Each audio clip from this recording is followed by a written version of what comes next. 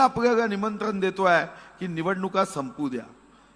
निवडणुकीमध्ये कितीही युद्ध झाले तरी एक गोष्ट नक्की आहे, जितेंगे तो मोदी.